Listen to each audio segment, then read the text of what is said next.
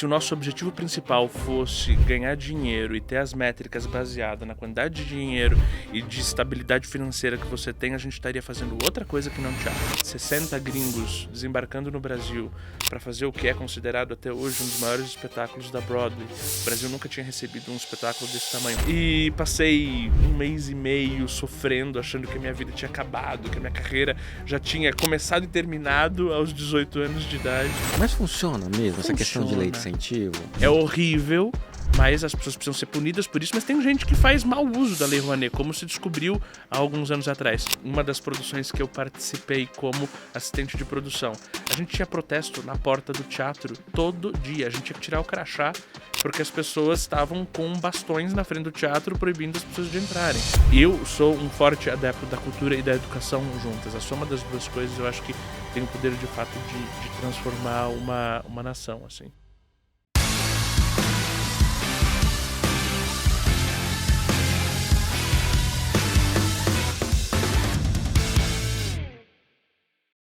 O episódio de hoje está imperdível. Você sabe que aqui o nosso podcast chama o Backstage, mas a gente vai conhecer um pouco mais do backstage de como funciona as produções teatrais, musicais, enfim. Entender como que faz essa engrenagem rodar. E não só isso, como um cara de 31 anos teve a audácia de ir para essa área, abrir uma empresa e, como ele diz, tentar mudar o mundo através da arte, através desse negócio que é a cultura, a arte, o teatro. Vinícius, obrigado, cara, por ter vindo. Imagina, eu que agradeço. É sempre um prazer poder falar sobre teatro, ainda mais aqui no Backstage junto com vocês. Ah, legal. Olha só. Deixa eu ler aqui.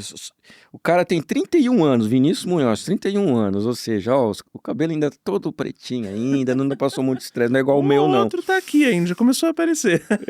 Mas olha só.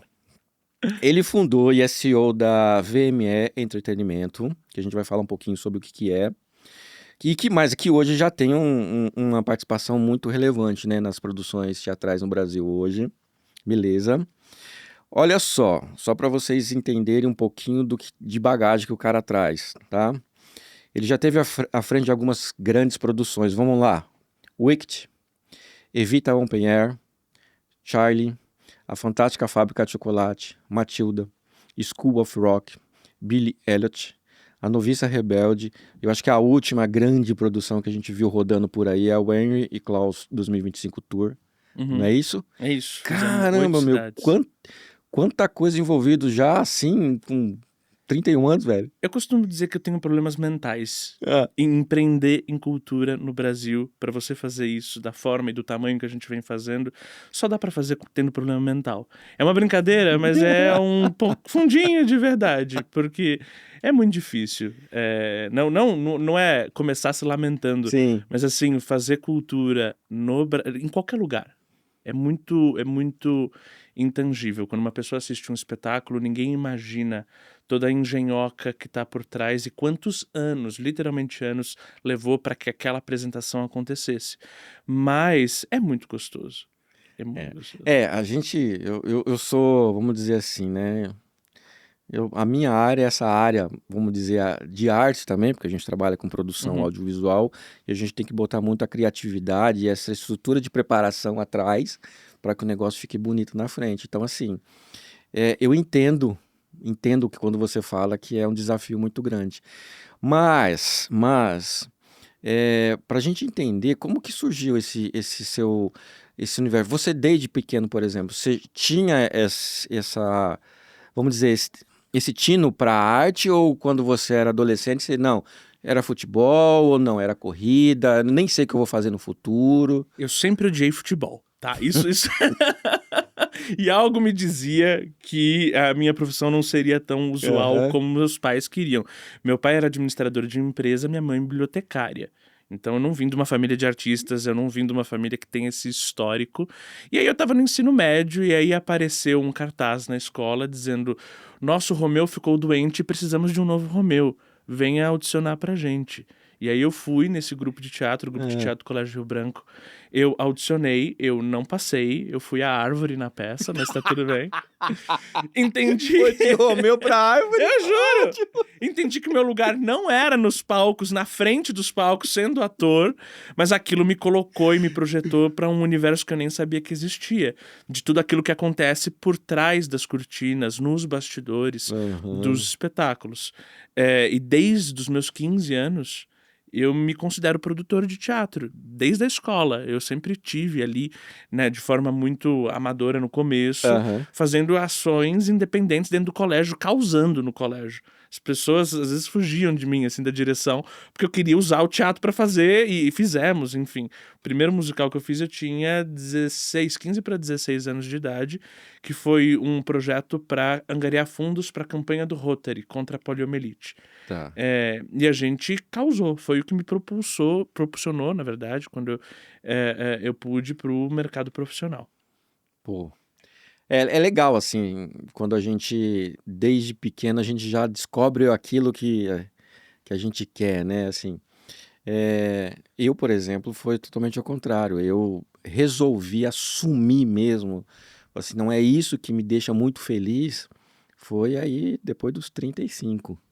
Então, já tinha ido para o mercado corporativo, já tinha ido para automobilismo, já tinha feito um monte de coisa, mas a hora que eu falei assim, não, acho que por todos esses lugares que eu passei, eu já tinha feito TV, por exemplo, também. Aí parei, falei assim, tem alguma coisa errada. Aí, nesse momento eu parei, analisei, eu falei, por onde eu passei, aquilo que me realiza é a arte. Aí eu virei a chave e vamos dizer que iniciei minha carreira com 38 anos. E não tem idade, assim, eu Não acho que tem. a gente sente lá no fundo, né, que esse é o caminho certo, e muitas vezes a gente tem medo de perseguir isso, e eu vejo isso acontecendo com muita gente, porque não é uma área fácil de você ter sucesso, né? E não pense que eu tive o apoio dos meus pais, pelo contrário. Eles, no começo da minha carreira, falavam: a gente não vem de família rica, a gente vai ter que te sustentar pro resto da vida. Onde já se viu trabalhar com arte? Mais alguma coisa no coração, no seu coração, quando você fez a mudança de chave, no meu, quando eu entendi que existia esse universo, a gente sente que é pra nós, sabe? Sim. E a coisa vai. E aí, como que você falou, sucesso. Quando a gente fala, por exemplo, no mundo corporativo, o sucesso é o cara que está bem estabelecido numa grande empresa, tem um salário lá maravilhoso, tem os seus bônus, tem o seu poder Uhum. e tem os seus resultados muito bem colocados no PowerPoint de crescimento, isso tudo, enfim. Isso é que a gente vê o sucesso ali no mundo corporativo. Agora, para você, por exemplo, que está aí envolvido com arte, assim, o que é o sucesso? Porque, por outro lado, tem, né? Falar, nossa, esse artista é um artista de sucesso. É um artista que aparece muito na mídia. Como que você enxerga o sucesso para quem está nessa área? Aí eu queria que você me trouxesse, assim, o sucesso para quem produz e, na sua Uhum. visão, o sucesso para quem está em cima do palco. Nossa, ok. Eu acho que assim, indo muito pelo que você falou do corporativo, se o nosso objetivo principal fosse ganhar dinheiro e ter as métricas baseadas na quantidade de dinheiro e de estabilidade financeira que você tem, a gente estaria fazendo outra coisa que não teatro. Existe uma coisa que move muito todo mundo que está envolvido nisso, que é a paixão por aquilo que a gente faz. É o que de fato nos move. Sem deixar de lado, obviamente, o corporativismo que é necessário. Claro. Muitas vezes a gente pensa, né, a maioria das pessoas que não tem tanto acesso a esse universo, olha para teatro, olha para entretenimento e acha que é uma várzea, não longe disso. Sim, espetáculos, Matilda, por exemplo, foram 10 anos de pré-produção, entre negociação de direitos, entre captação de Nossa. patrocínio, até a execução. Quando as pessoas assistem um espetáculo e falam, uau, que incrível, ninguém imagina que foram 10 anos ali pensando nesse processo todo. Então, isso para mim é um sucesso, assim, você poder tirar as ideias do papel, você poder transformar uma planilha que é um organismo frio em um organismo vivo, que emociona as pessoas, que chega do outro lado, né, que toca, que de alguma forma muda a vida de uma pessoa, isso para mim é o sucesso enquanto produção. Enquanto ator é muito difícil dizer, porque eu não sou, mas das experiências que eu tenho e do que eu vejo, assim, ter o reconhecimento é muito importante. né? A gente tá em cartaz hoje com Por Toda a Minha Vida, que é um espetáculo produzido por nós, em cartaz no Teatro Múltipla, que também é gerido por nós, e a gente tá com 2 atores, que são atores, mas eles ficaram conhecidos por serem influencers. E hoje a gente Ah, vê a felicidade deles, talvez, usando eu aqui minhas palavras para colocar a felicidade deles, mas talvez mais felizes do que eles se encontraram no universo digital por terem voltado aos palcos e por terem se reconhecido ali enquanto atores. Então eu acho que isso também é muito importante, você ter o reconhecimento, você ter a realização feita, uhum. né? E é isso, eu acho. Ah, cara, que legal. É.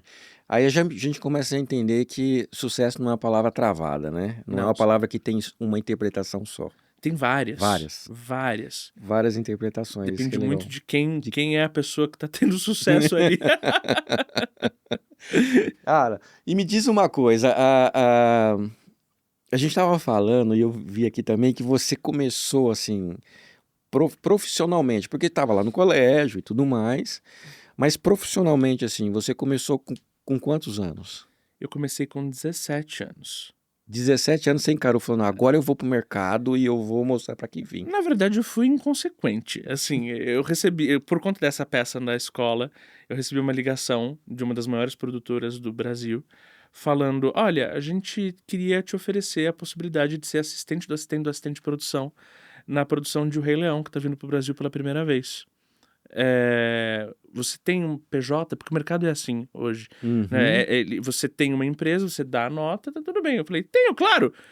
Abri correndo uma empresa com meu pai Claro que na eu tenho. época, comecei a prestar serviço, dei nota, comecei ali a fazer meu trabalho como assistente de produção, que foi uma gigantesca escola.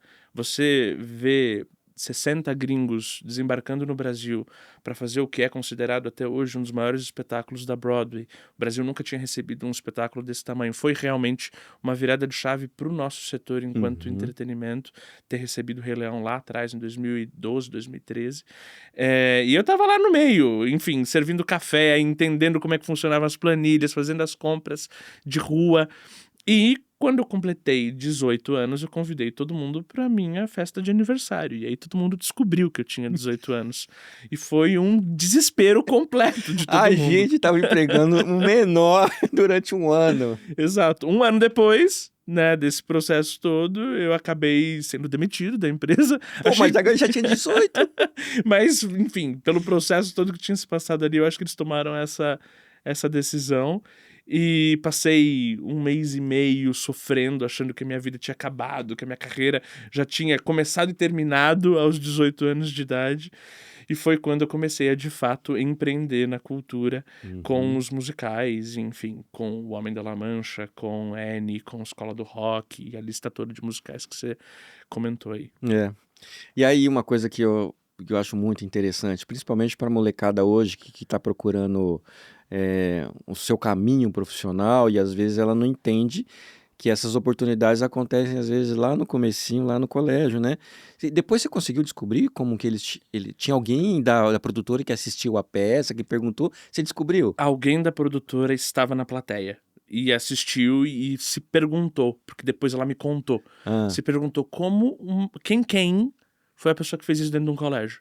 Era uma produção chamada Broadway in Concert, que a gente fez de forma amadora, mas com profissionais remunerando as pessoas, angariando fundos para a campanha do Rotary. E aí, acho que isso chamou a atenção de alguma forma, e na semana seguinte tinha recebido a ligação com a oportunidade. O dinheiro é pouco, você vai trabalhar muito, mas é uma oportunidade, quer? deixa eu Yes, pensar. deixa eu pensar. Depois do meu tempo todo de experiência nessa área de produção, eu acho, e várias produções, eu acho que eu vou aceitar, né? Foi um começo, mas assim, eu acho muito legal, porque a nova geração tá vindo com uma vontade muito grande, eu acho, de se colocar em novos mercados ou em novos desafios, em novos horizontes. Porque passou-se a época que é só a venda do ingresso. A gente está entregando Uhum. experiência. E você se conectar como um entregador de experiências, um iFood da experiência, de fato, eu acho que é super relevante para a nova geração, que tem um outro olhar, que está vivendo um outro mundo, que de fato é desafiador, da gente encontrar propósito. E eu acho que no entretenimento é possível esse caminho ser percorrido e ser mais tangível quando a gente fala sobre experiência, propósito e um olhar diferente para o mundo. Tá, essa parte de experiência, como você tocou no assunto, eu já quero entender um pouquinho melhor isso. Como que você está enxergando isso nessas produções? Porque assim, a experiência, ela começa lá no início aonde o espectador começa a receber a informação disso, e eu acho que ela vai a hora que ele sai ali do teatro, do musical. Como que vocês enxergam a experiência quando vocês vão produzir algum tipo de peça musical e tudo mais? Eu acho que a experiência tem que ser pensada no 360, desde o momento que o cara é impactado pelo anúncio nas redes, até o momento em que ele efetivamente sai da casa dele, vai pro teatro, chega no teatro. Digo isso porque a gente, em 2021, eu liderei Evita Open Air, que foi um musical que aconteceu no Parque Vila Lobos, onde a gente literalmente alugou grama e construiu um teatro de 1.600 lugares temporário para uma temporada de 2 meses desse musical. O cara tava indo pro meio do parque. Se ele sai da casa dele e entra na entrada errada do parque, a experiência dele já acabou. Porque inevitavelmente ele vai chegar atrasado, porque inevitavelmente ele vai se irritar com o trânsito, ele vai perder o valor que ele investiu dentro do ingresso dele. Então, o pensamento vem de lá de trás. Quando o cara tá na casa dele, o que ele vai digitar no Waze, o que ele vai digitar no Google, o que ele vai colocar para se locomover? A gente tem que deixar que esse caminho, fazer com que esse caminho seja o mais fácil e assertivo possível. Uma vez lá dentro, o cara tem que se sentir confortável, ele tem que entender que o valor que ele investiu no ingresso está sendo devolvido em forma de experiência de alguma forma. Então, se você está indo para um teatro, mas você também está indo para dentro de um parque, será que eu vou pisar na lama, que eu vou ter experiência de festival? Não é isso, a pessoa está acostumada a ir para o teatro. Então, Uhum. vamos colocar piso tátil em toda a grama para que a gente não tenha nenhum tipo de problema com as pessoas indo de salto para o teatro, mas está dentro de um parque e não Sim, pensou sim. nisso. Mas a gente tem, enquanto produtora, o objetivo e a obrigação quase de pensar isso para que a experiência se torne mais confortável. Era Evita. Então, o que a gente vai fazer em alimentos e bebidas, que era uma operação nossa também? Vamos fazer um menu gastronômico todo voltado a comidas argentinas. Vamos criar, de alguma forma, coisas além do óbvio, né? E Além vai nos detalhes, né? tem que ir. E é por isso que também demanda tempo. E aí depois a pessoa sai impactada. E aí fala, uau, o que eu acabei de vivenciar. Nem consegue tangibilizar todos esses passos que a gente deu na jornada dessa pessoa até a saída dela e o retorno para casa. Mas é uma coisa que a gente, enquanto se está envolvendo ali na experiência. Eu acho que é isso, é sobre o todo. Além do palco. Na hora do Uhum. palco também é uma outra epopeia que você tem de diretores, de pessoas criativas envolvendo ali para contar de fato a história que está sendo contada. Para fazer uma produção dessa, a pré-produção normalmente ela varia de quanto tempo? Nunca a gente conseguiu levantar um espetáculo com menos de 1 ano e meio. Isso por quê? As produções precisam do tempo de maturação, então você tem os direitos autorais garantidos em outro país. Você precisa pensar em qual vai ser o projeto de cenário, projeto de figurino, projeto. Isso porque o nosso modelo sempre foi licenciar um texto e produzir ele aqui no Brasil. Então é um cenário inédito, é um figurino inédito, é tudo feito como se fosse a primeira vez. A gente tem essas Ah, autorizações é, cara, de que fazer. curioso, eu não sabia. Então, assim, não vem pronto, alguém escreveu lá a peça ou escreveu o espetáculo, e você só pega isso, traduz para português e bota para rodar. Não. Não, você tem 2 formatos de licenciamento. O formato réplica, que é aquele em que o que você viu na Broadway, você vai ver aqui. Então colocam o cenário dentro de um container e mandam para o Brasil e montam aqui. Que é o caso de O Rei Leão, por exemplo. É o caso de Wicked, quando veio a primeira vez em Necessariamente precisa 2016. ser os mesmos artistas ou não? São outros artistas, um elenco brasileiro, então eles Ah, tá. traduzem o texto, mas vem absolutamente tudo empacotado. Então é o mesmo figurino, é a mesma experiência estética que você teria na Broadway, você tem aqui no Brasil. Formato réplica. O não réplica é quando você licencia o texto e a música. Então o texto é igual, eu tenho que traduzir ele para a plateia brasileira. Eu tenho a música, que não pode ser alterada em nada da composição, mas eu tenho a liberdade de criar um novo cenário, um novo figurino, um novo conceito estético para isso. E aí, nesse processo, vai-se muito tempo para você conseguir entender. E eu acho que isso é uma coisa importante também. O trabalho do produtor precisa conseguir dialogar com todas essas áreas. Não é que eu sei design de som, mas eu preciso falar com o designer de som o que precisa acontecer Uhum. ou ter o diálogo ali. Então, você precisa estudar muito. E isso é uma coisa que também, às vezes, as pessoas não conseguem perceber o quão importante é, especialmente no início de carreira, né, de como você se dedicar nos estudos, de fato, muda o que você tem enquanto trajetória. Até ir num restaurante é aprender de alguma Sim, forma, sim. porque ali você está colocado numa situação onde alguém pensou naquele processo todo e você precisa ter esse olhar para isso. Então, 1 ano e meio, pelo menos para você pegar, licenciar e aí começar esse processo de, dependendo da produção, Sim. essa parte executiva das. E captar patrocínio também, né? Porque esses projetos não se fazem Cara, só com a venda de ingresso. tá, nesse universo todo, dessas fases, para você, qual que é a fase mais crítica? Eu acho que a mais complexa é você convencer um patrocinador pela primeira vez. Vou dizer isso porque, assim, depois que você sempre pode jogar uma história para esse patrocinador, contar que você vai fazer isso, aquilo outro, e ele acredite em você, te dê o patrocínio, e depois você vai fazer o quê no próximo ano, no ano seguinte, no ano seguinte? Então, assim, a renovação de patrocínio é uma coisa que ela é necessária e é muito complexa. E eu acho que é o que mais demanda tempo dentro das produções, porque a gente tem que pensar que isso é uma roda que gira e ela não pode parar. A gente não está falando de fazer um projeto, a gente está falando da sustentabilidade de um negócio. Aham. Então, eu fiz 4 meses de uma temporada, o que eu vou fazer nos outros meses do ano? Eu preciso criar uma forma de fazer com que a gente tenha sempre produções e receitas acontecendo ao longo dos anos. Então, essa parte de patrocínio, vamos dizer que é aquela que você tem que colocar muita energia, porque depende mais do outro do que necessariamente da gente que está produzindo, né? Sem dúvida, do convencimento e do É. resultado. E a partir do momento que você apresenta resultado, eu acho que a coisa se torna muito mais Tá, fácil, aí sabe? nisso, isso que eu queria saber, porque a gente que vai fazer material, por exemplo, audiovisual, e que vai jogar isso na mídia, então a gente tem as ferramentas de verificação, de audiência, de Uhum. engajamento.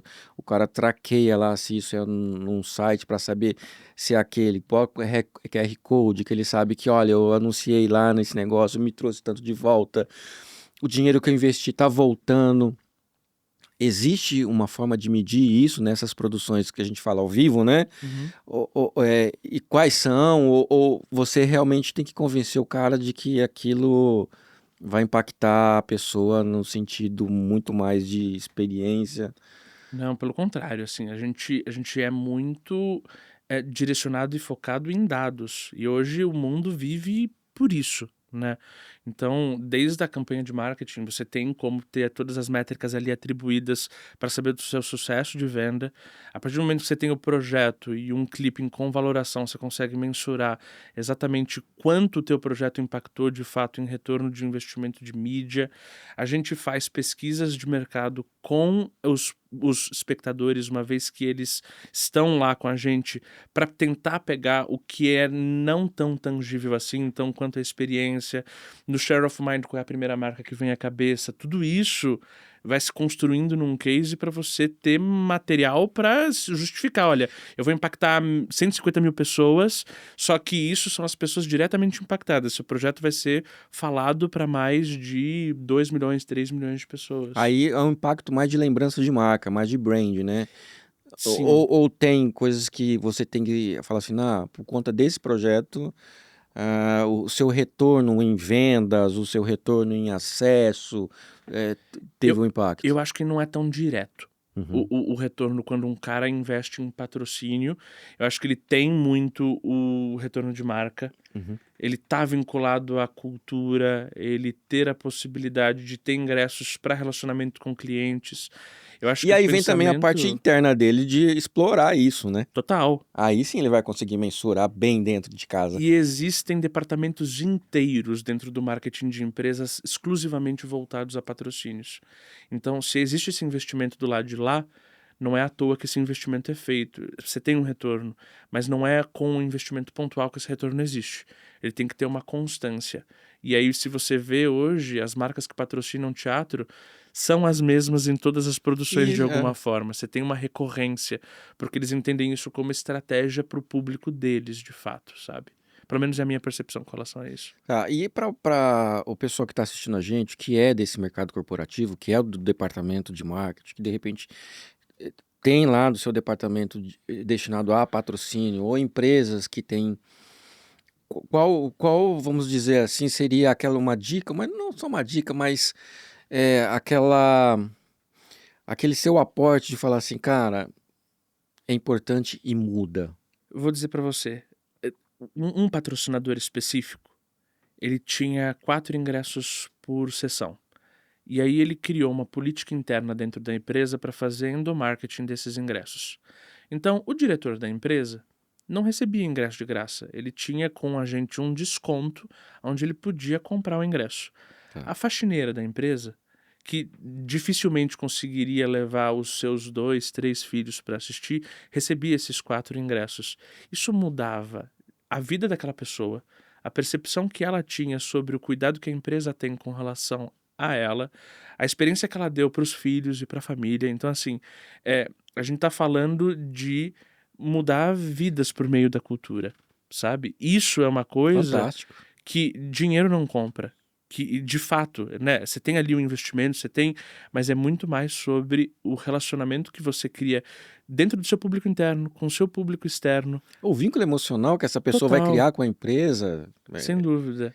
E eu acho que é isso, assim, é para você acabar criando essa constância e fidelizar as pessoas que estão ali ao redor. Somado a isso, é óbvio que tem formas da gente fazer o dinheiro voltar. Para alguns segmentos, por exemplo, o segmento hoteleiro. A gente fez uma pesquisa e a gente descobriu que 30% do nosso público, quando a gente fala de grandes musicais, vem de outros estados. A gente não está nem falando de cidades do interior de São Paulo. Tá. A gente está falando que 30% vem de outros estados. Esse cara comprou o ingresso e depois ele vai decidir onde ele vai ficar. Porque sem o ingresso, ele não decide Sim. o hotel que ele vai ficar. Então, por que não você impactar este cara na hora da jornada de compra com um pacote de venda de hotel? E aí você tangibiliza na hora um retorno de investimento para uma rede hoteleira, por exemplo. Então, existem formas e formas. Eu acho que, assim, é sempre muito construído a 4 mãos para que a coisa dê certo. Porque a gente tem uma ferramenta e as pessoas do outro lado, os patrocinadores, têm uma dor, ou um objetivo, ou um desafio. E como a gente usa a nossa ferramenta a favor desse Sim. objetivo. E eu falo que essa parte da arte é uma coisa que impacta muito a nossa alma. Uhum. E o que marca a nossa alma, ela é duradoura. Sim. Então a gente tem a possibilidade, a gente que eu falo, né, as empresas e quem investe nisso, ela tem a possibilidade de gerar um impacto de um período muito mais longo do que uma ação muito específica voltada a um produto, se não para a vida inteira daquela pessoa, né?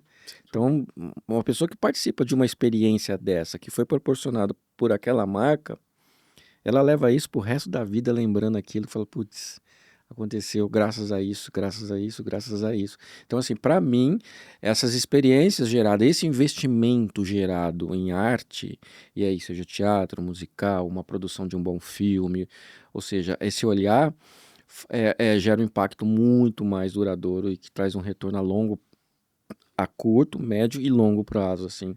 E com as leis de incentivo, nem dinheiro da verba de marketing dessas empresas é gasto. Mas funciona mesmo essa questão de lei de Funciona. incentivo? Funciona.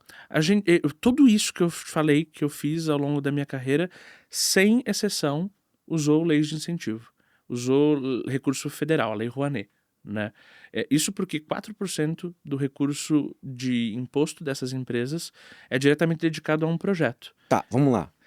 Só para o pessoal aqui entender Claro. direitinho. Vamos lá. Lei Rouanet, ela permite que o empresário ou a empresa use 4% Do imposto de renda a imposto de pagar. renda à pessoa jurídica Isso. a pagar. Ou pessoa física. Pessoas Pessoa física físicas também. também, mas aí a alíquota é de 6% que pode ser dedicada. Opa, então pessoa física eu posso.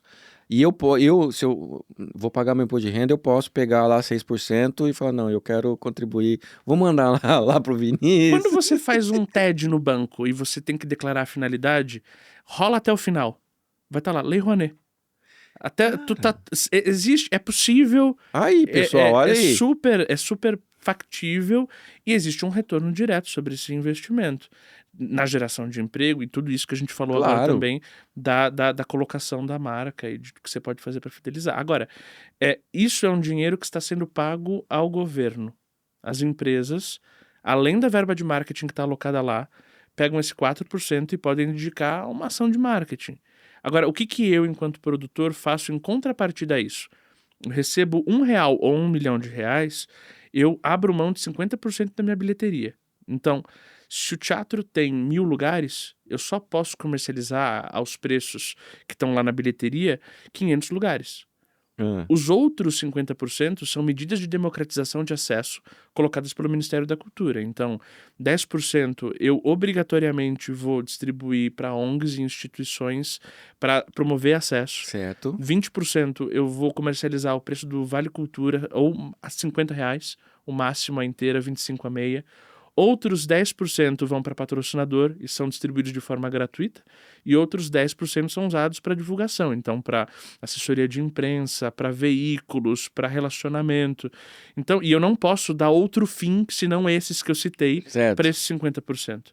Então, é justo. Você abre mão de Claro. 50% da tua bilheteria, da tua receita, em troca da receita de E a patrocínio. responsabilidade de fazer isso é da produção, não é da empresa que tá. A partir do momento que a empresa patrocinou e jogou essa verba lá, Uhum. oriunda da Lei Rouanet, porque ela vai mandar, ó, eu patrocinei, então me desconta aí os meus 4%. Sem dúvida. A partir desse momento, a responsabilidade de comprovação disso já não é mais da empresa, é da produção. Exato, exato. E é o nosso trabalho. A gente tem hoje um escritório de aproximadamente 40 colaboradores, que é o back-office de todas essas produções, onde a gente tem internalizado assessoria de leis de incentivo, assessoria jurídica, contabilidade, administrativa, tudo funcionando para prestar contas desses projetos todos.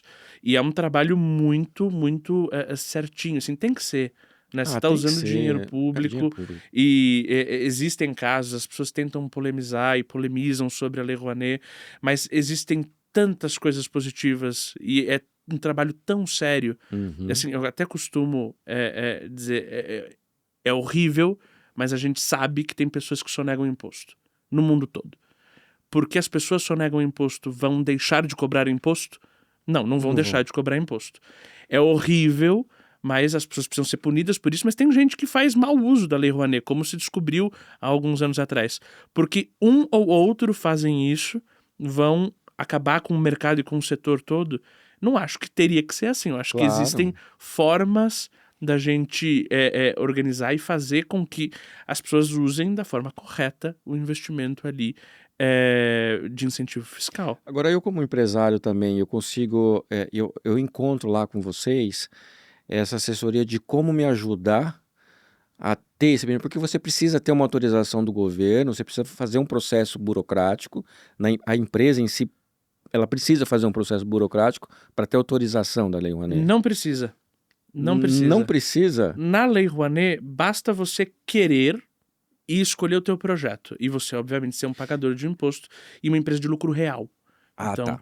Lucro sendo real. uma empresa de Então, lucro a real, parte de ser autorizada a captação da Lei Rouanet, quem tem que fazer também, então, somos nós. vocês- Todo o trabalho fica do vo- nosso lado. você que tem, você que tem que chegar lá para mim e falar, Sidney, aqui, ó, Guerreiro Produções, quer patrocinar aqui o nosso espetáculo? Uhum. Se você quiser, a gente está habilitado na Lei Rouanet. Beleza, aí eu mando o dinheiro e só mando aqui pro meu contador. Você manda numa conta específica, que é traqueada para aquele projeto específico. Eu emito um recibo de mecenato, que é um recibo que você coloca na tua contabilidade. Então, na hora que você recolhe imposto, você recolhe os seus 96%, e os 4% você justifica com esse recibo. Eu não, tenho certeza, essa informação, ela é muito importante, pessoal, é muito importante, porque além de usar notícias por aí para dar uma cara feia para a Lei Rouanet em determinados Uhum. sentidos, às vezes as empresas elas não sabem que é mais simples do que você imagina. Total. E a Cara, gente abriu muitos caminhos para muitas empresas que nunca tinham investido. olha, exato, porque assim, não, eu tenho que, provavelmente eu vou ter que enfrentar uma burocracia no governo, e depois eu vou ter que comprovar, e depois eu tenho que fazer cadastro, eu tenho que fazer como no Brasil é tudo muito burocrático. E não, assim como o TED, é só Sim. você rolar lá e clicar ali, Rouanet, e você contribui. Cara, para a empresa, acho que essa informação a gente tem que passar para frente, porque eu acredito que tem muitos empresários, muitas empresas que não entram nesse jogo imaginando que seja burocracia. E a burocracia está na tua mão, você se vira. Total, é o nosso trabalho, é a forma que a gente encontra de viabilizar essas produções.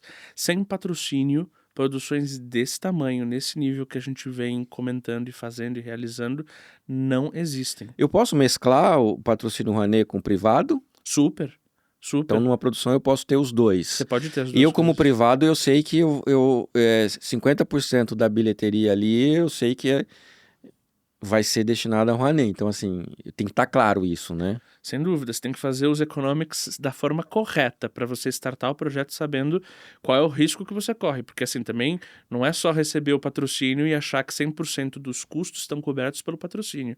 Tem muitas regras. O teu orçamento, do que você pode gastar, uma vez que você tem uso da Lei Rouanet, são todas linhas nominais colocadas de cada um dos centavos que vai ser investido ali dentro do projeto.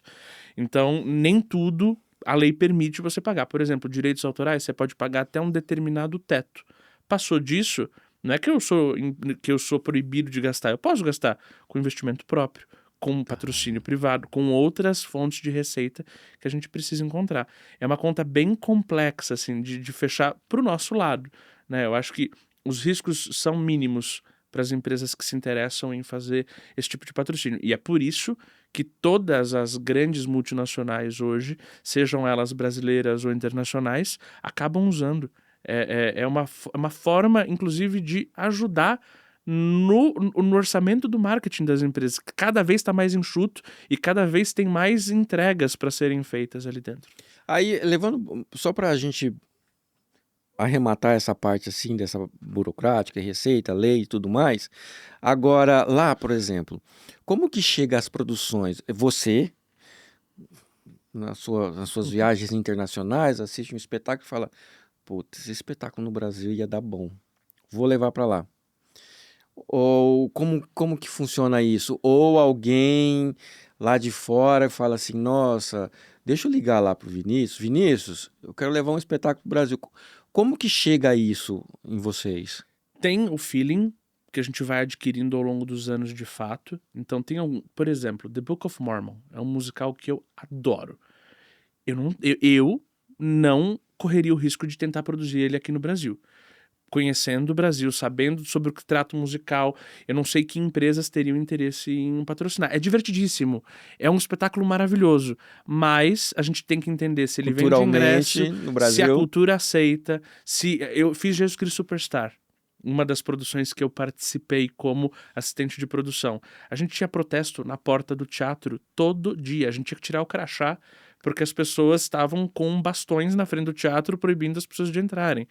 Então, assim, mexer com religião é um tema sensível, uhum, mesmo que seja entretenimento, depende muito de quem está ouvindo para saber que aquilo é entretenimento ou não é de fato, né? Então, você tem que ter esse feeling, mas, de novo, a gente vai para dados. Se eu tenho uma plateia de 150 mil pessoas que já comprou ingresso e que, portanto, é adepta a ir ao teatro e gosta de musical, por que eu não pergunto para ela o que ela quer ver?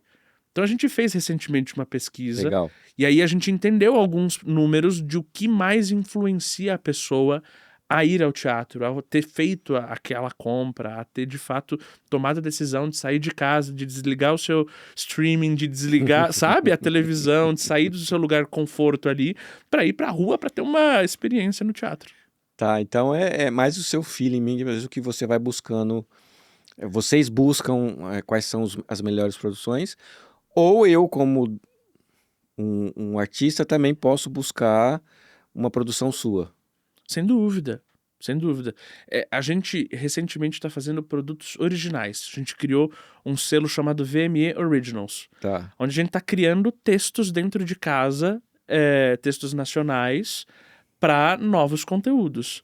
Muitas vezes instigados por artistas que nos procuram e que querem alguma coisa, e eu falo, bom, talvez faça sentido. A gente acha pelo feeling de que tem sinergia para o negócio, então vamos propor e fazer a coisa acontecer. Acontece, por exemplo, vamos lá, um processo ao contrário, né? O espetáculo vem e você vai na empresa buscar patrocínio.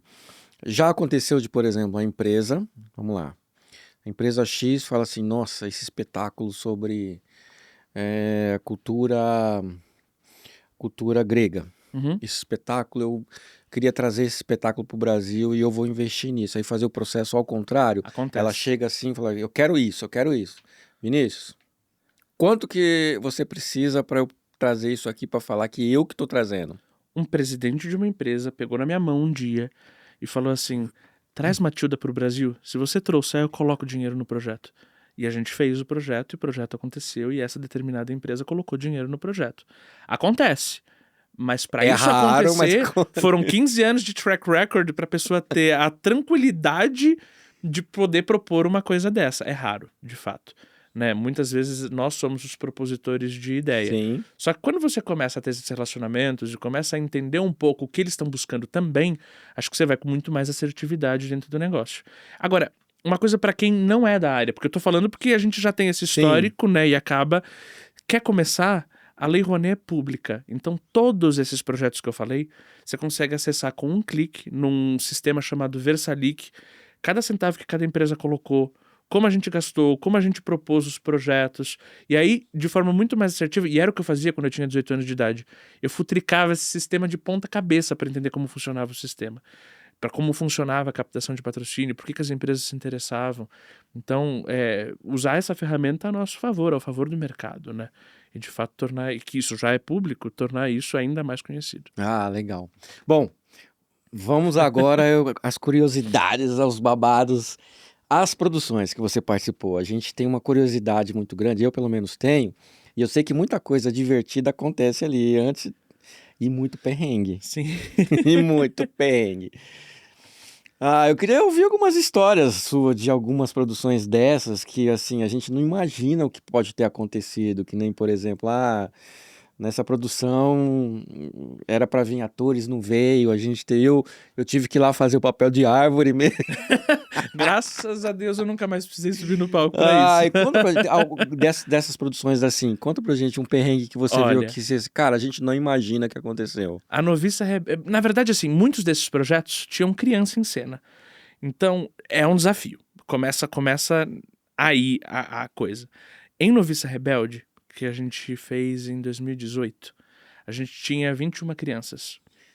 A menorzinha tinha 5 anos, porque é uma escadinha a história da família Von Trapp, né? Da menina de 17, que era Larissa Manoela na época, até a menina de 5 anos de idade. A menina de 5 anos estava entrando em cena e aí ela falou pra chaperone, que é a cuidadora das crianças, a gente contrata uma pessoa que fica ali 24 horas com as crianças no camarim e tal, falando, tia, eu quero fazer cocô. Mas assim, ela tinha que entrar e ela era a primeira que dava a fala. Como é que você... O que você faz numa situação dessa? Porque a criança precisa ir no banheiro. A cuidadora falou, ó, você entra, você fala a sua primeira fala e volta correndo. Então a criança entrou, falou correndo e saiu correndo de volta pro banheiro. Ninguém entendeu um lhufas do que estava acontecendo. Mas é o ao vivo, a gente vive essas inconstâncias, né? No N, que era um musical que tinha Miguel Falabella, Ingrid Guimarães, 7 crianças e um cachorro em cena. Eita, criança e cachorro. O cachorro fazia o que queria. E assim, a gente tinha as marcações, mas tinha dia que ele ia pra marcação, tinha dia que ele não ia pra marcação, e tinha dia que tinha que inventar o que fazer dentro do palco. O cachorro uma vez saiu correndo de um lado pro outro no palco. A gente agora, com Por Toda a Minha Vida, tá com o cachorro em cena de novo também. Cada dia é uma novidade. A gente tem que se adaptar ao vivo ali da coisa acontecendo, sabe? E tem alguma história de dessas produções que você fez que te marcou nesse sentido de se emocionar mesmo, de falar assim, cara, foi uma entrega ou foi algo que assim eu não imaginava? Sim, no Homem da La Mancha, em 2016, a gente estava no Teatro Alfa, hoje é Teatro BTG Hall, mas na época era o Teatro Alfa. E por conta das políticas de democratização de acesso, a gente distribui muitos ingressos para pessoas que não teriam a possibilidade de entrar no teatro. E aí eu vi uma família chegando e se sentindo desconfortável por estar naquele ambiente, de fato. E aí eu fui até eles, eu falei, oi, tudo bem? Você já tem ingresso? Vocês já retiraram? Como é que ela... Não, meu ingresso tá aqui, mas eu posso entrar mesmo? Foi a pergunta dessa senhora com a sua família. Eu falei, claro que pode. Seu ingresso tá com você. Eu realmente não tinha entendido o que estava acontecendo. Uhum. E ela falou, não, é porque eu morava debaixo da ponte Transamérica, que é na frente do teatro. E eu sempre vi as pessoas entrando muito bem vestidas aqui. Eu não sei se eu tô pronta pra entrar, se eu posso de fato entrar. Aquilo mexeu comigo de um jeito, porque assim, é claramente o motivo pelo qual a gente faz o que a gente faz, Uhum. sabe? E aí eu falei, não, você vem aqui comigo, dei um upgrade nos ingressos dela, Você mal sabe que levei eu elas mando para os aqui. bastidores do espetáculo pra conhecer como funcionava. Que legal, cara. Infelizmente eu não tenho mais contato com essa pessoa, mas eu espero que de alguma forma essa experiência tenha mudado Com a vida certeza. daquela família. Então isso mexeu muito comigo, assim.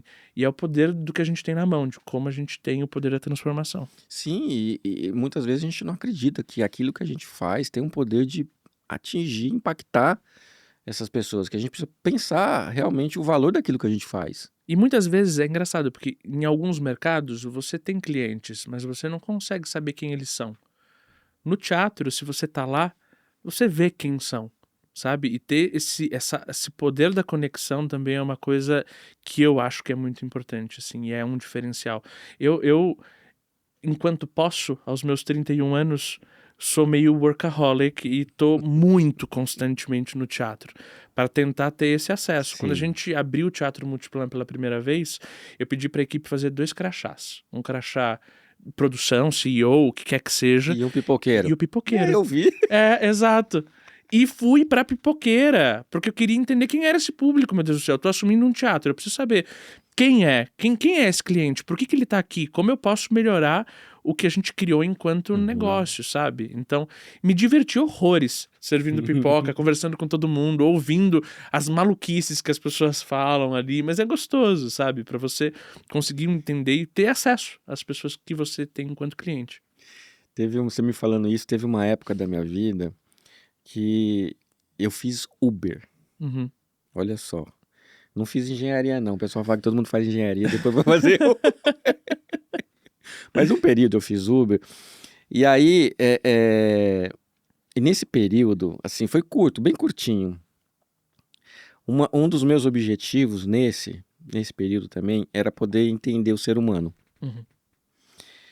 E como hoje, eu consigo entender muito do comportamento baseado nessa época. Porque, tipo assim, entra ali todo tipo de gente, e a toda hora, e para ir de diversos lugares diferentes, com histórias diferentes. Então, eu ficava ansioso para fazer justamente para poder ouvir e entender o comportamento de cada uma dessas pessoas. E como esses comportamentos é que moldam e fazem com que a gente enxergue melhor o mundo, né? Sem Consegue dúvida. olhar isso com calma e falar, putz, olha só como tem muita gente diferente que precisa ser olhada de forma diferente. Você tem a chance de olhar o mundo por um outro olhar.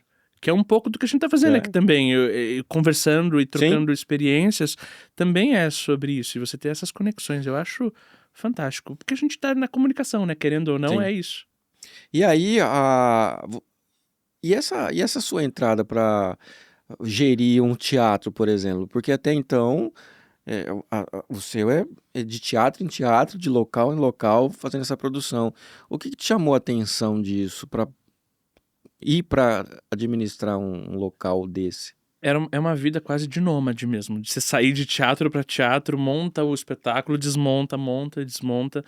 E eu entendi que, até porque o teatro especificamente, ele vive e sobrevive sem leis de incentivo, de que é bom a gente pulverizar um pouco as nossas receitas e não deixar tudo Tá. concentrado num único lugar.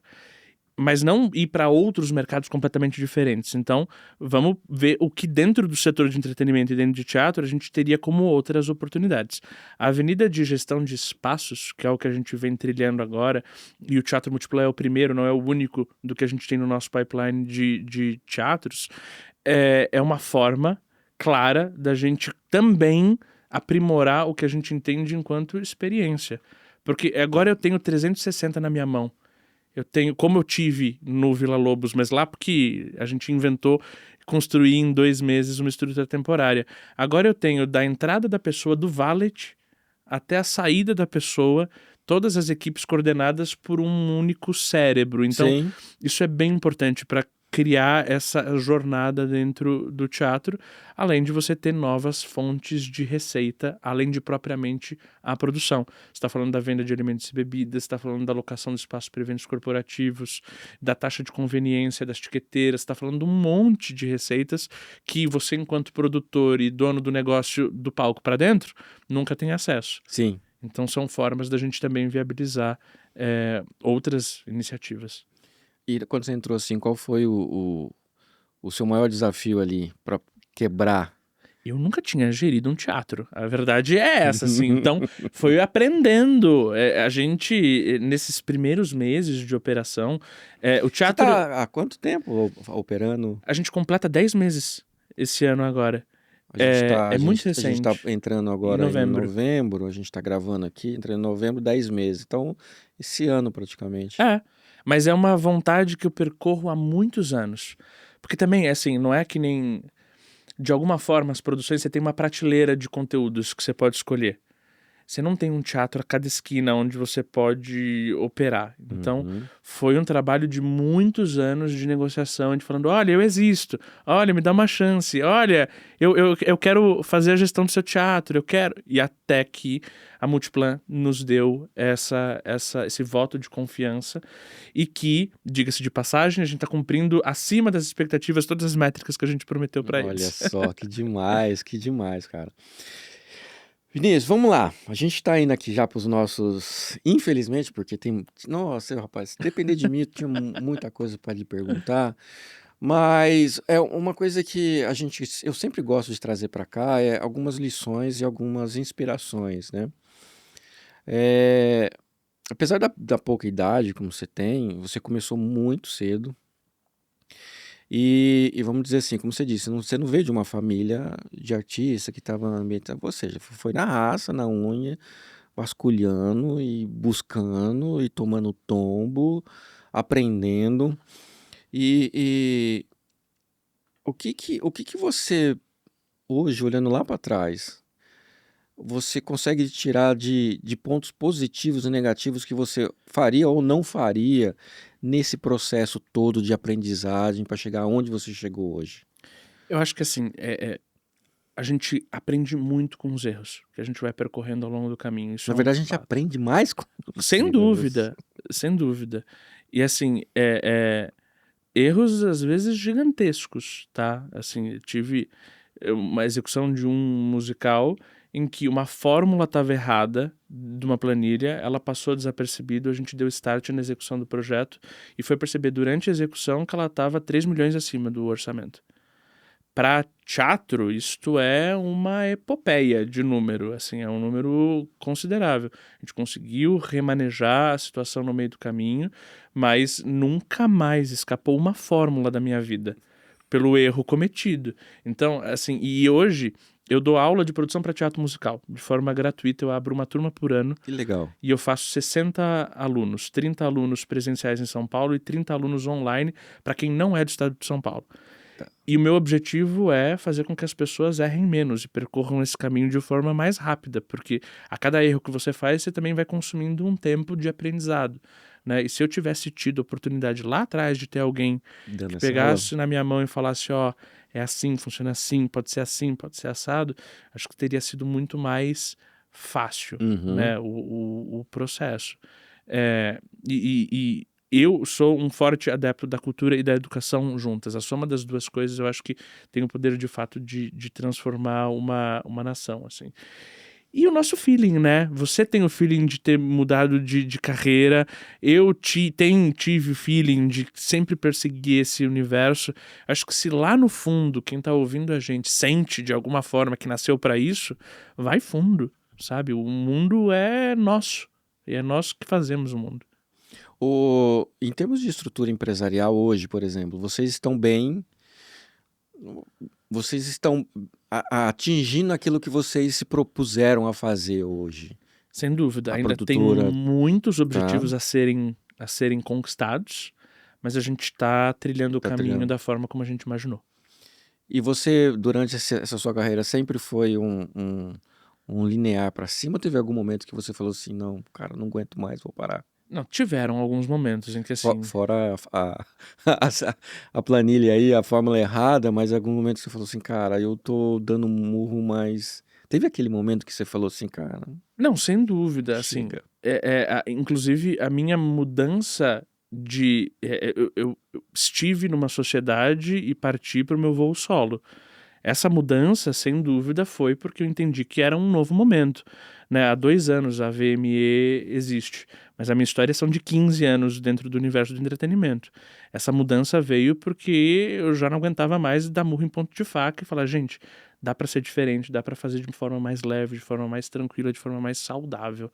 E é o que a gente vem se propondo ao longo Uhum. desses últimos anos. Não, fica de inspiração, fica de ensinamento e fica muitas dicas, né? De tipo assim, quer entrar nesse negócio? Meu, só as aulas, só de pegar na mão ali nesse começo e, e, e como que funciona esse curso que você dá? A pessoa, ela entra em contato contigo, você abre inscrição, como que funciona? Uma vez por ano, a Ah, gente abre nas redes sociais da VMA, nas minhas redes sociais, o processo de inscrição, tá. que é feito de forma gratuita com a pergunta por que você quer fazer esse curso. E é baseado nessa pergunta que a gente faz a seleção Essa das seleção. pessoas e dá a oportunidade. Qual é a ideia do curso, né? É tirar a ideia do teu papel. Então, partindo do pressuposto que você tem os direitos autorais, que é uma coisa que demanda um certo tempo, mas partindo do pressuposto que você tem, Eu tenho. eu tenho Tá.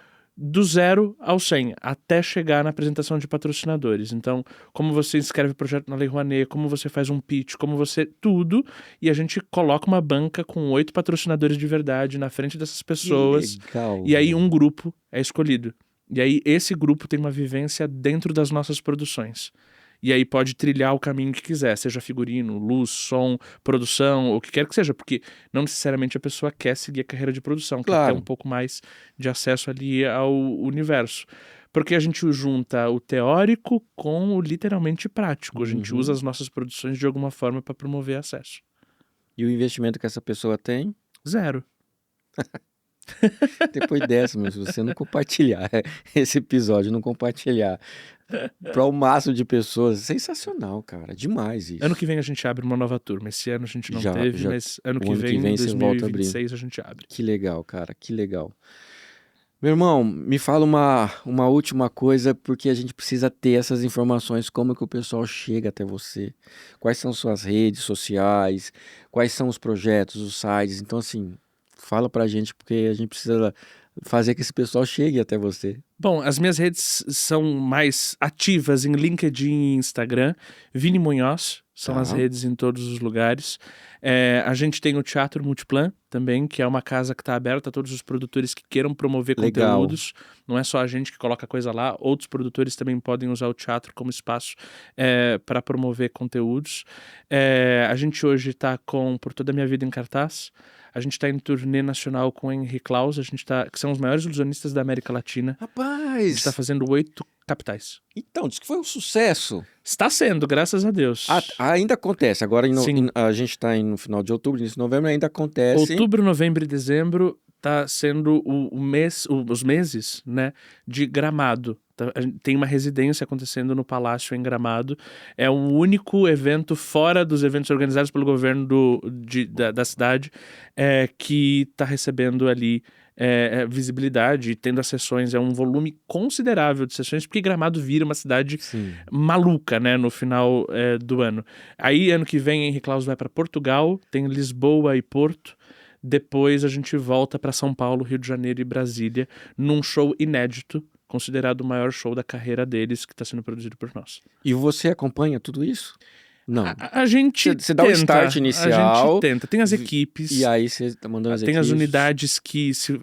cada projeto é quase que uma unidade operacional que funciona por si só. O que a gente faz é mais a gestão do dia a dia no back-office. E, claro, eventualmente a gente acaba tendo que ir pra lá e pra cá. Sabia que eu já gravei com eles? Jura? Já. Eles são incríveis. Há uns... Ali, um pouquinho antes da pandemia, Jura? em company. Sei. Eu tava prestando serviço para uma empresa, a MSD, e eles traziam os dois para fazer os shows ali e tal, e transmitindo. Que legal. Então, eles transmitiram muito na época da pandemia, por exemplo. Sim. Então, assim... Não, figuraça os dois. E é muito E louco. é legal ver o show, assim, deles, assim. Eu não fui ainda. Teve uma época que a gente até tentou, né? Mas acho que não tinha ingresso disponível no dia que a gente podia para levar as crianças, né?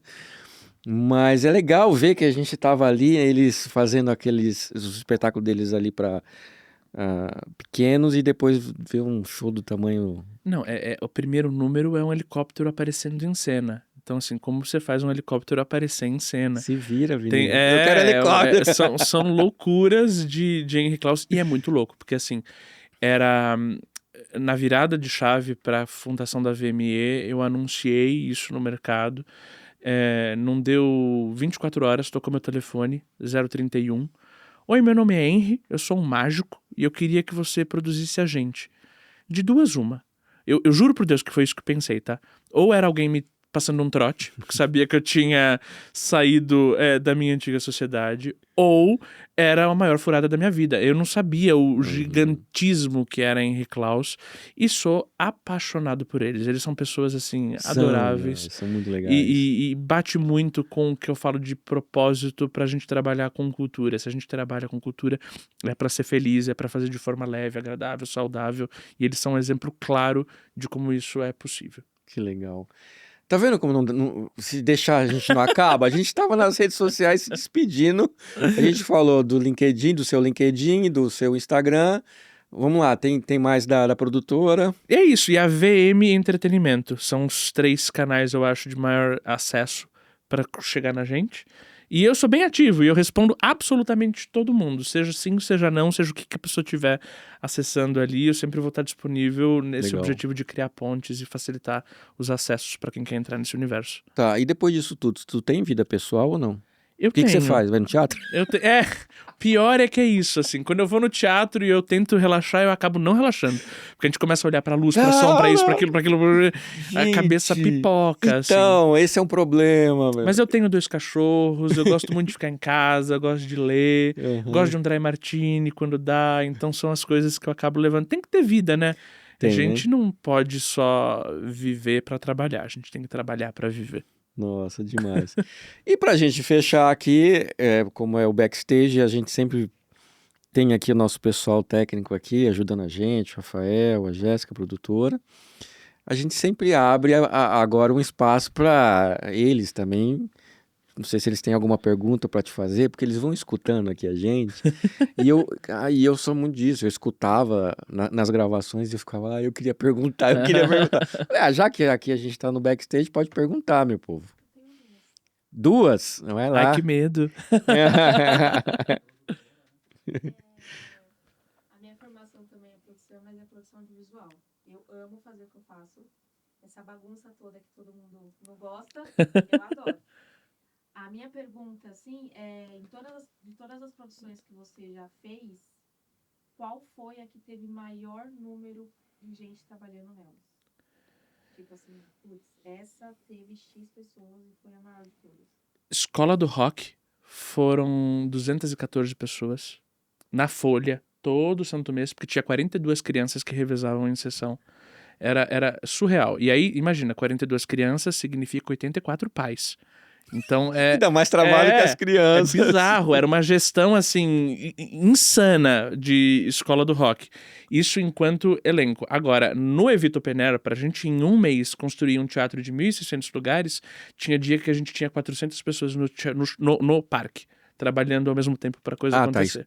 construindo a estrutura. Não era folha, mas estava ali com a gente fazendo o negócio acontecer. Tá, só para contextualizar, se o pessoal não pegou o áudio, a Jéssica perguntou qual foi a produção que mais envolveu equipe, né? A outra? Se você acredita que hoje você vive realmente o propósito da sua vida, se você realmente está realizado com o que você se propôs a fazer hoje em dia, Fico. com a sua profissão. Hoje você está realizado, você vive, tem certeza que você vive o propósito, isso é o que você sonhou para você? É o que eu sonhei. Eu sonho ainda muito mais, porque a cada sonho realizado a gente vai criando novas engenhocas pra gente continuar vivendo, mas eu não posso dizer que eu não sou feliz, que eu não sou realizado, assim, eu sinto que eu nasci pra fazer isso, e que eu sigo fazendo isso, e que de alguma forma o Brasil possa ser reconhecido pelo que nós, enquanto indústria, fazemos. Boa. Feito? Rafael. Eu queria saber se teve alguma produção que você, durante o processo ali, ou de criação, ou de definir se você ia fazer, se em algum momento vocês acharam que não ia viabilizar, ou que ou que talvez durante a produção acontecendo, você teve que remanejar algumas coisas e achou que podia ter algum problema maior, assim, de viabilizar mesmo o projeto. É um replanejamento diário. A gente olhar para o negócio e ver se ele está indo para o lugar certo, como ele está performando, como a gente consegue, de fato, fazer a coisa mudar. Agora, lá vou eu para Evita de novo, né? Por mais que eu tenha falado, é porque foi um projeto tão fora da curva, assim, do que a gente fez. Mas no Evita, eu acho que a gente escolheu a estrutura certa, porque as pessoas chamavam de Evita Palusa, porque parecia um festival, mas tinha um musical ali envolvido de alguma forma. Mas o título errado. Isso porque quem chama Evita Palusa são jovens. E quem gosta do conteúdo Evita são pessoas mais velhas, são adultos 50 a mais do que a gente entendeu pela nossa percepção. E a gente via eles na plateia querendo matar a gente no frio, assim, à noite, no meio do parque, enquanto os jovens de camisa, tranquilos, curtindo a experiência. O Open Air vai voltar enquanto formato pra gente, mas com um outro conteúdo, não Evita. Tá. Então, o conceito do projeto é um sucesso. O tema que talvez ali ficou... É tudo sobre os detalhes. A produção é assim, é detalhe em cima de detalhe em cima de detalhe. Por mais que esteja... E as pessoas viram aquilo e falaram, nossa, que mega sucesso. De fato. Terminando onde a gente começou, o sucesso depende muito de quem tá vendo ele acontecer. Teve algum aí, ó, tá vendo? Ai, não vamos acabar, não. Alguma produção dessas que você começou a fazer e, assim, ela tava bem pronta para ser executada, você falou assim, cancela tudo. Nunca, graças a Deus. Graças a Deus. A gente sempre embarcou, assim. Não é que todas as produções deram certo. Não é que deu tudo certo, mas tudo assim, tem percalços, aquele caos mas... de tipo assim, olha, a gente tem aqui o nosso ator principal, a nossa atriz principal, cantora de ópera, pum, não vem e morreu. A gente tem covers pra isso. Então, se a pessoa morreu ou passou mal ou o que quer que seja o show, não pode parar. Então, a gente tem uma pessoa ensaiada pra substituir todo mundo no elenco. Então, se você tem 12 personagens, você tem um elenco com 20, 24 pessoas, porque tem essas pessoas que substituem as outras pra que o público não perca a experiência. É muito difícil cancelar uma performance, assim, ou um projeto todo, enfim.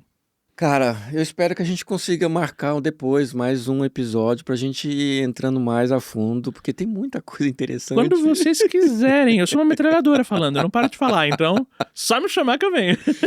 Vinícius, obrigado. E assim, o que você tem de considerações finais aí pra falar pro pessoal que tá assistindo a gente sobre essa questão de empreendedorismo, arte, buscar o que sonha, se realizar, enfim. Eu acho que assim, vivam o que vocês querem viver, seja arte, seja corporativismo, seja o que... Se a gente é feliz fazendo o que a gente faz, de alguma forma o retorno vem. Naturalmente ele vem. Se você está fazendo uma coisa que você não é tão feliz fazendo, não necessariamente você vai ter retorno e vai continuar sendo feliz na tua vida. Então, isso é uma máxima que eu levo para mim e que vem dando certo. Então, espero que continue. Boa, cara. Obrigado mais uma vez. E, pessoal, Compartilha, siga a gente nos canais, enfim, aquele auê todo que o pessoal fala aqui quando a gente quer expandir o nosso conteúdo mundo afora, tá bom? Obrigado e aí eu te espero aí no próximo episódio.